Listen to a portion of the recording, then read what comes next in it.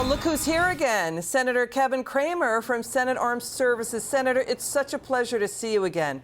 It's good to see you. Senator, we want to deal with this. Reports of Hamas terrorists are blocking and killing civilians from evacuating, blocking Americans from leaving, wanting to use Gaza Strip civilians as human shields, blocking the border crossing to escape to Egypt. Egypt's not taking them in. Jordan is not taking in the Palestinians. Iran is not doing that. Neither is Saudi Arabia. Watch GOP contender Nikki Haley here. Watch. You're going to hear all of those Arab countries vilify Israel for what's about to happen.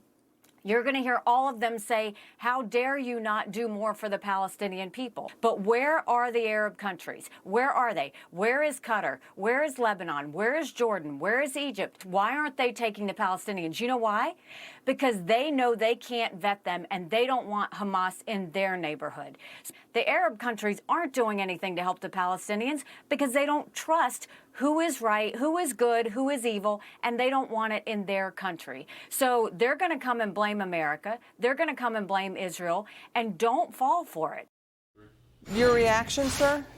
Well, first of all, I'd be hard-pressed to improve on anything Nikki Haley says about this topic or many other geopolitical topics. There are some geopolitical issues that require nuance and they're complicated. There are some that are not, and this one is not. And I agree with her 100%. And this is the challenge, particularly for the United States of America, who should be in the leadership role of negotiating these things. You need to hold people accountable, and that's one of the problems we're having, is that we have a weak president whose weakness actually has invited some of this activity. Granted, he's saying some of the right things now, but he needs to get allies together and hold every nation accountable and start negotiating some sort of a humanitarian way out for some of these Palestinian folks that should feel more comfortable going into Egypt rather than being, coming back into Israel, for example. Senator, these are not complicated. Moving on to this topic.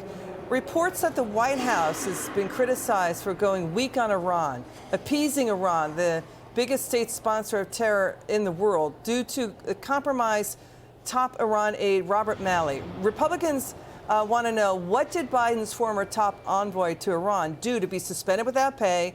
His security clearance is yanked. The FBI now probing him. He's accused of mishandling classified information. Senator, how bad does it get when you get kicked out like that? What do you got to do to get kicked out like that?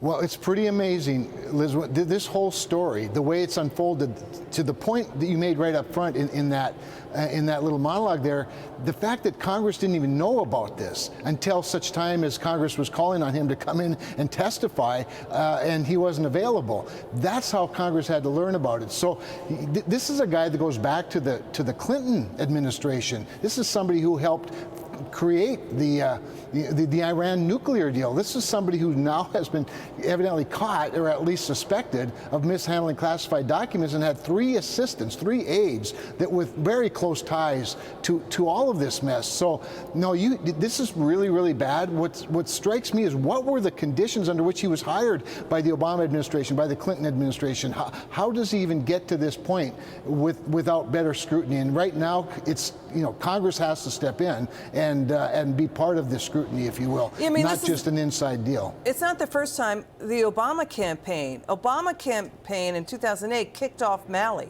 kicked him out. Right. And then the Obama White House hired him to be in the State Department. Right. Was Malley and his negotiating team, did they purposely funnel billions of dollars to Iran through lack of sanctions enforcement and sanctions relief? I mean, it's something like $80 billion Iran has gotten over the last 2.5 years under this White House. Well, so these are all the questions that you have to wonder about, you have to ask, obviously, and your imagination can run pretty wild, but you're right about the $80 billion. A lot of that, Liz, came, maybe most of it, maybe all of it, from oil sales. Remember, this is an administration that hates American oil production so much that they've actually sought oil from our enemies. They've unleashed Venezuela, for crying out loud. They've relieved sanctions on Iran, allowing them to sell around the world. And then they sort of just look the other way, if you will, when it comes to things like China buying a lot of this oil from Iran sort of under the table, shipping with this Ghost Armada, as they call it, ships that are flying other countries' flags, even though it's not that country's. We need to clamp down on all of this, and this is what requires major leadership from our president to amass the G7 nations and other allies and make sure you know who your friends are and who your adversaries are, and get the collective economic might of G7 and other allies so that we aren't just going this alone and that our adversaries know there are serious consequences. Got it. Senator Cramer, it's good to see you again. Good to see you. Thanks, Liz. We hope to have you on again soon. It's good to see you.